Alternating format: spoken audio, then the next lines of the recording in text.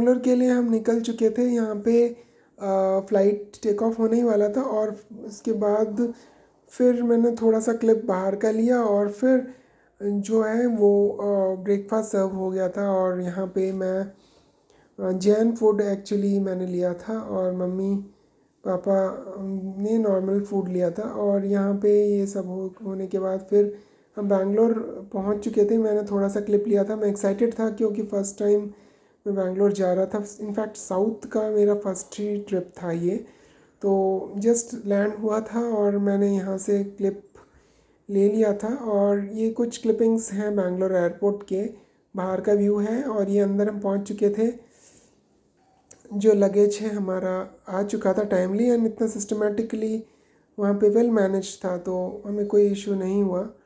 और in fact Delhi and Bangalore both are comparable. मुझे तो दोनों ही एक ही जैसे लगे। और इनफैक्ट ज़्यादा ऑर्गेनाइज्ड और सिस्टमेटिक बैंगलोर मुझे लगा। तो ये कुछ क्लिप्स हैं एयरपोर्ट के। ड्राइवर आ चुका था, बाहर वेट कर रहा था और मैंने इन द मीन टाइम मैंने सोचा थोड़ा सा क्लिप्स ले लूँ यहाँ वहाँ का। ये देखिए फ्लावर्स इज़ यहाँ की स्पेशलिटी है बहुत। तो अब कैब ड्राइवर आ चुका था और हम दीदी के घर जाने के लिए रेडी हो चुके थे। और ये एकदम से टेम्परेचर डिफरेंस मैं फ़ील कर रहा था बिकॉज़ यहाँ पे काफ़ी गर्मी थी और वहाँ पे इतना प्लेजेंट था and it was so cloudy and it was very very pleasing जो वेदर था।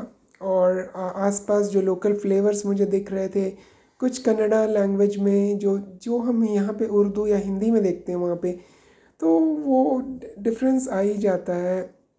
इनफैक्ट ये देखिए ये दीदी का अपार्टमेंट आ चुका था, सेंट जॉन्स वुड।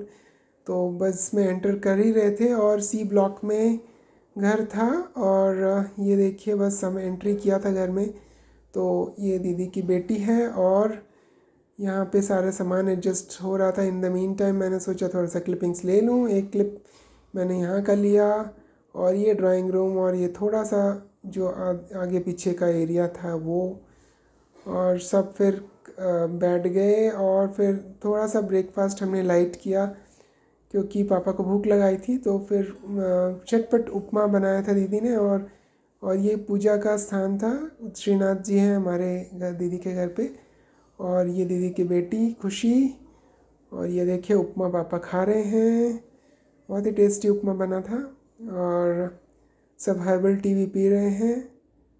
और ये देखिए आप, बस यही सब था। और इसके बाद हमने थे फर्स्ट अभी थोड़ा बहुत हल्का ब्रेकफास्ट किया था। उसके बाद लंच की तैयारी हो चुकी थी। यहाँ पे सिंपल लंच, हम बहुत सिंपल लंच हमने प्रिपेयर किया था। भिंडी की भुजिया और करेला और ये थोड़ा सा चिप्स था और ये सैलड और ये दाल और ये कढ़ी।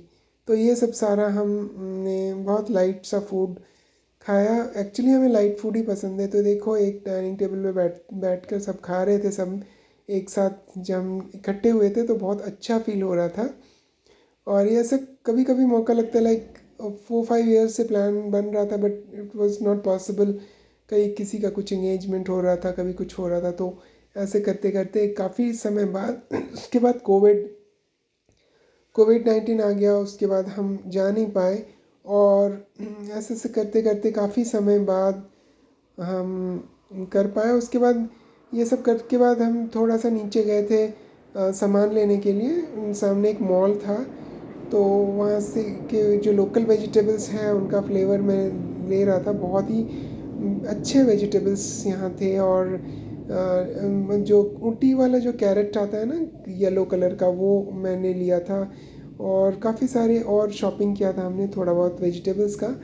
तो फटाफट से यही सब कर रहे थे करते करते। और फिर आम जो था ना यहाँ का कच्चा वाला आम, it was so good in taste, it was very very authentic. और ये बाकी लोकल सब्जियां जितनी थी वो हमने थोड़ा थोड़ा लिया और उनका फ्लेवर को भी हमने टेस्ट किया। तो इसके बाद फिर मैं बस इतना करते करते टाइम हो गया था। सामान पैक करके हम बिलिंग काउंटर की ओर जा रहे थे तो ये मैंने सारा लगा दिया था। और सभी जगह का शेड्यूल एक ही रहता है, बस वही है कि आपके रिलेशन में जो है वो उनसे मिलना हो जाता है।